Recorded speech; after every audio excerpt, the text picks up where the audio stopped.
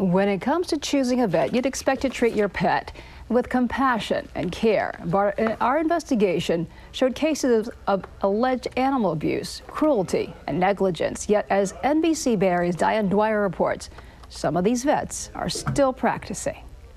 Oh, good boy. Cloud, a one-year-old Chihuahua mix, is living a dog's life. So yeah, he is a little bit spoiled. And like any puppy, he gets into things. When he was just 3 months old, he accidentally swallowed a screw, and his owner, Na Win, rushed him to the nearest hospital in Fremont for surgery.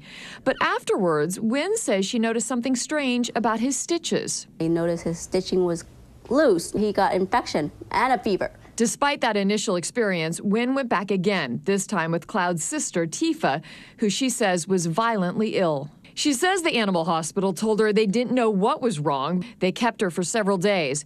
It was a holiday weekend, and on Thanksgiving Day, she was going in seizure, and later on, I didn't even get a call that she passed away. Win says she was told by a tech at the hospital that there wasn't any vet on site that day because it was a holiday.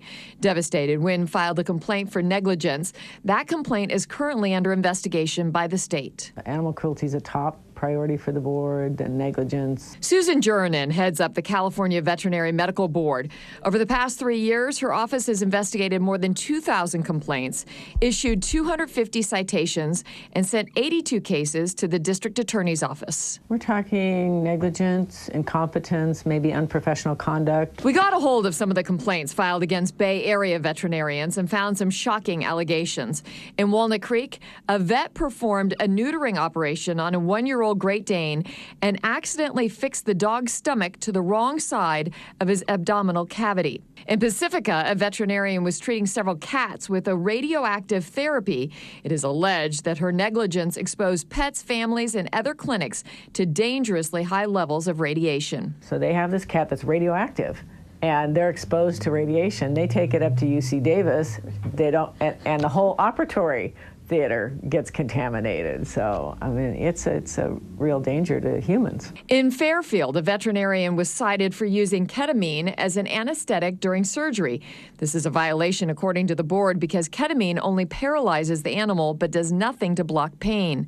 And in Fremont, a vet was found negligent for botched declaw surgeries on several cats. All the veterinarians are still allowed to operate and see pets. That's because while the state has found them to be guilty of negligence and recommends their license be revoked, that is up to the Attorney General's office, a process that can take several years. A license is a property right. So the licensee has a lot of rights in that license. So you have to follow all the due process things to take action. So for the total, for the worst of the worst, can take anywhere from 24 to 36 months. Something that does not sit well with Win. She had no idea that her vet had been cited for negligence. I can't believe it. Like, if I knew that, I would never have taken any of my dogs there. Meantime, the vet continues to practice despite waiting 3 years now for a hearing to determine the future of his license. Oh God, I am horrified, like serious horrified, just not, oh my God, like I don't know how many more pets had to die. If you want to know if your vet is facing disciplinary action, it's all public record. You can go to the California Veterinary Medical Board's website or just call them.